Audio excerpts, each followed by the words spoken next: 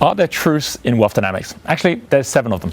And one of the first things that I learned when I was at Cambridge is that when you are talking about anything complex, anything which has got multiple levels, the first thing to do is to be clear on the agreement on what the truths of those levels are. Why? Because all of our learning and everything that we actually get into flow in happens as a result of us having that learning at the level of our truth. Which basically means that if someone's telling you something with a basic assumption you don't agree with in the first place, you're not even going to listen. I'll give you an example. Let's say you said to someone, pigs can fly. Well, if your paradigm is that pigs can't fly, it doesn't matter how I then explain pigs flying, you're not really even listening. You're like thinking, I don't even believe that in the first place. But if I actually started by saying that there's an airline that actually has decided that they will, as part of their hand luggage, allow you to carry pigs, well then from that point, you'll go, oh, you know what? I'm willing to accept that because what I've just brought into the equation is a truth, which is that airplanes can fly. Now, that's fine and good if you know that airplanes can fly. But if you've gone back 500 years or 1,000 years, you would find that people back then would actually believe that pigs can fly a whole lot easier than airplanes can fly. Bottom line is that as time goes on, our collective truths change. And the wealth dynamics spectrum and the wealth dynamics profiling is all about the fact that we are going through a massive change in truth about the way we live our lives, about our ability to actually survive outside of the corporate environment, to actually be entrepreneurs. So I want to go through these 7 levels. And as you're sharing wealth dynamics with other people you know, be clear on what level of truth there is. Don't try and argue the truth. Just get people to accept whatever truth it is they're happy with and start from there. First truth, very simple, which is we play different games. Within wealth dynamics, there's different games to play. Bill Gates makes his money different from Oprah Winfrey, different from Warren Buffett. So the first thing is when it comes to flow and wealth, there's different games to play. And it's when you focus at the right game for long enough, you're actually going to get the result. The reason I say that is that some people won't even believe that. Some people believe that people who are wealthy are born lucky. People who are wealthy are basically born into the money. People who are wealthy, you can never earn your way there. You know, you're going to have to just keep on working and slogging it out for the rest of your life. Most people do. And if you believe that, don't even get them to take the test. But if someone says, you know what, I'm willing to believe that there are different games, the second thing would then be, well, make sure you know what the games are. There are people who take the test. And they'll say, I don't think that's me. I'm not sure if I'm a deal maker or am I really a mechanic. Maybe I should do the test again, find out if I'm something different. Look, if someone is not willing to believe the second level, which is not that we play different games, but there is a personal game which is right for you. Someone says, I don't even know, maybe I can play all the games. Go back to number 1 and says, well, forget about actually even what your profile tells you. Do you agree that if you played one game well, you would end up being more successful than trying to play a bunch of different games? And the answer is yes. And it's like, then forget about the profile and just decide which game you want to play. Someone says, no, I definitely agree that I can actually see which one it is from the answers I give to the questions that are given, that I'll know exactly which line I'm at. Then fine. Then at that point, you say, then here's the payoff. The payoff of the second level is you get certainty. You don't on the first level. First level, okay, am I right playing this game? I'm having some tough times. Maybe I should go play another game. You go through life running from one game to another. Whereas at the second level, you know, no, football's my game. Football's my game. If it's not going well, I'll still show up again tomorrow because football's my game. And because you get that clarity, you're a creator or you're an accumulator, you know which role models to follow, you know how to persevere now. And then from that second level, some people would go, great, I'm going to go out, just going to learn how to play that game. But then they'll be missing something even bigger, which is the third level. And the third level is that the more you play your game, the more you get into flow. Now, this is about our learning not coming from reading books, but our learning coming from the action of actually playing the game.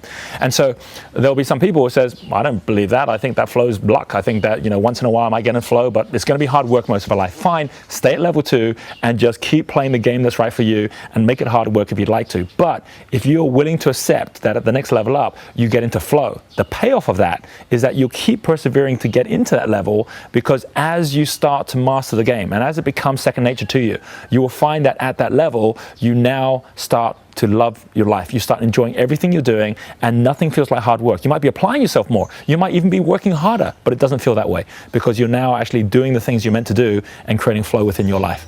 Some people are willing to go there and think, that's exactly what I want. But then some will say, what's the next level above that? And at level 4, you say that above just creating flow, when you create flow, you start to now attract all the resources you need. So just like someone who's in the zone in the game of football, people will start kicking them the ball more. Someone who's deterministic thinking will think when they hear something like that, that makes sense. If I'm in the flow of the game, people can see I'm doing a better job, they'll kick me the ball. People who watch things like The Secret and things that are saying, oh, is there magic going on out there, they will use that same level to say, you know what, I can see exactly why the universe would help me to make that thing happen. Doesn't matter what your beliefs are. The fact is that if you believe that at level 4, that when you get in flow, you're going to attract resources, great. Do it, and guess what? You start now spotting those resources when they get attracted. And most importantly, you now do the right things on the right step. At step 1, people might still say, I need the money before I can start a business. Whereas at step 4, people say, no, I need to get into flow in my game and start working with others who already have flow. I need to then basically take that flow, create my own flow, and eventually the money will come my way. And that's exactly how every great entrepreneur has done it. Level 4 is knowing resources come after flow, not before. And then after that, someone might say, what's the next level up? And level 5 is where we now say you don't just attract resources. At level 5, you now say you also attract your critical moments. Meaning that in a game of football, it's not the ball which is important when it comes to you. It's the moment at which it comes. You can start to control your own critical moments. You can start to say, wow, I can choose my luck.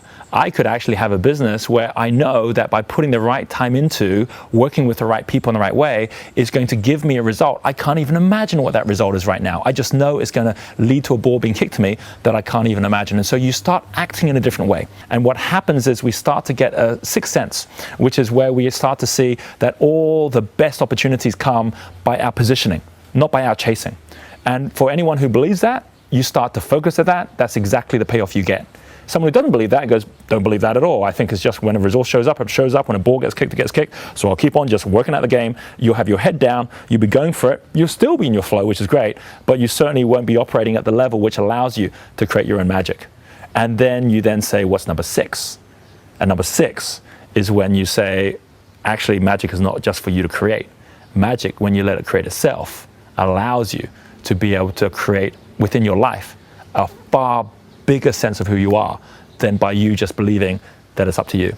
You will find that anyone who is at a high level of focus and frequency within their flow is going to just take it for granted that just amazing things are going to happen every day. They wake up into the magic. Now, I know there's a whole bunch of people who says that sounds like flying pigs to me, ain't going for that one. Fine, go back one or go back to the one that you're comfortable with and just play that game, because there's still huge amounts of wealth dynamics value within that. But if you're willing to play that game, you're willing to accept that's possible, you start looking out for the signs, because those signs are actually there.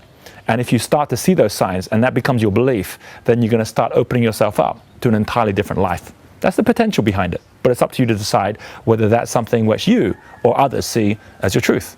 And then the final one, the seventh one is where we say, and when you actually start experiencing that magic externally, when you actually start getting into the level of flow where everything tunes into you, that's where out pops your fortune, out pops the purpose of why you're even here on this planet.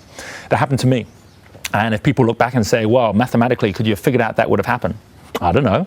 But I know that it was when I was totally in my flow that I had that opportunity, sitting there in a little cafe in Singapore, watching the world go by and realizing why I was here on this planet, what I was here for. That could not have happened without the flow that had taken place beforehand to actually even get me to that place. It was that moment in time where you say, this is why I'm here, this is why I'm doing what I'm doing, that we all have a fortune.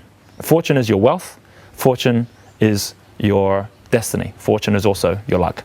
And fortune itself, which comes from the Greek goddess Fortuna, is about the goddess of luck. It's about how when we open ourselves up to something far bigger, which only happens by stepping through these steps, through these truths, we ourselves can see that we're actually here on this world for a bigger reason as well.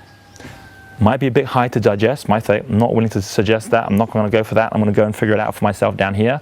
But the bottom line is, by knowing these 7, you can navigate yourself through life and know that every one of these truths is absolutely legitimate.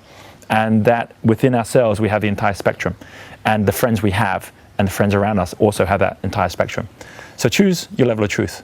Be clear what the level of truth others are as well. Don't try and get them to change theirs. Just know that wealth dynamics applies to every one of them and will give you a payoff at whichever level you choose to play.